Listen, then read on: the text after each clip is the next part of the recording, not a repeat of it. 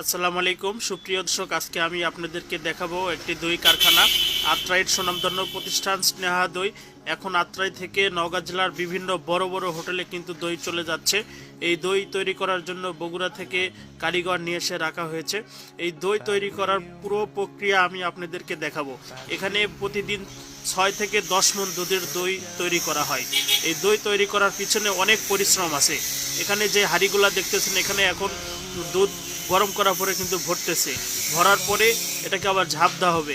এভাবে পুরো প্রক্রিয়াটা আমি আপনাদেরকে দেখাবো এবং এখান থেকে কিভাবে আপনারা পাইকারি দরে দই নিয়ে ব্যবসা করতে পারেন সেই বিষয়ে আমি বিস্তারিত কথা বলবো। তাহলে কথা আর না বলি, মালিকের সাথে কথা বলার জন্য চলে যাই, চলুন। মানে কোয়ালিটিটা ভালো করতে হলে অবশ্যই লাভটা একটু কম করতে হবে। তা আমার আহ, হচ্ছে যে লাভ কম সেল বেশি।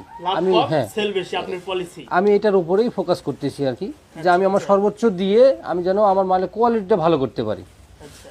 তো আমি আমাদের যে দইটা আমি এর মধ্যে দুধ ছাড়া, দুধ আর চিনি ছাড়া অন্য কোনো কিছু পড়ে না এর মধ্যে। দুধ আর চিনি, কেমিক্যাল বা পানি ব্যবহার করেন কোনো না? কোনো রকম পানি এবং কেমিক্যাল এর মধ্যে ব্যবহার হয় না। কোনো রকম পানি এবং দুধ এখানে ব্যবহার হবে না। কেউ যদি এটার সত্যতা যাচাই করতে চায় তাহলে সে যেন আমার কারখানায় এসে বসে থেকে আমি কিভাবে বানাচ্ছি সেটা যেন সে দেখে। হ্যাঁ, আমি সকালের দিকে এসে দেখলাম আপনার ওই যে ঘোষরা দুধ নিয়ে আসতেছে, ওটাতে আবার আপনার কারিগর মিটার দিয়ে মাপ দিতেছে।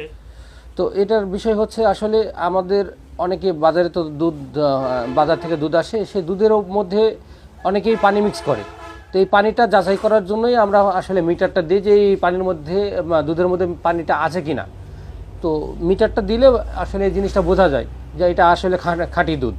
তো আমরা খাঁটি দুধ বাজার থেকে নির্বাচন করি, এখানে নিয়ে আসি, তারপরে সেটা পরিষ্কার পরিচ্ছন্নভাবে সেকে নিয়ে তারপরে আমরা জাল দিয়ে যে দুধ, সেই দুধের অর্ধেক জাল দিয়ে কমায় নিয়ে তারপরে আমরা দইটা তৈরি করি। এই কারণেই দইয়ের মানটা আলহামদুলিল্লাহ ভালো হয়।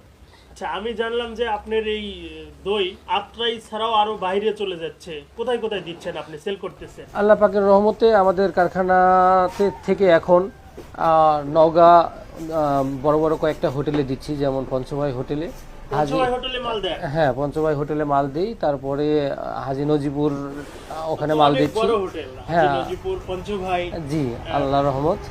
ওনারা যদিও নওগাঁতে অনেক দই আছে, তারপরেও তার মধ্যে থেকে আমারটা নির্বাচন করার কারণ হচ্ছে স্বাদের ভিন্নতা।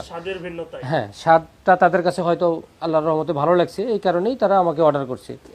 আর আত্রাইয়ের মধ্যে এখানে আপনার জামগ্রাম, কাশিয়াবাড়ি, তারপরে কাসুন্দা, সুটকিগাছা, মির্জাপুর, গোয়ালবাড়ি, ঝিকরা, বোজপুর, সিংসা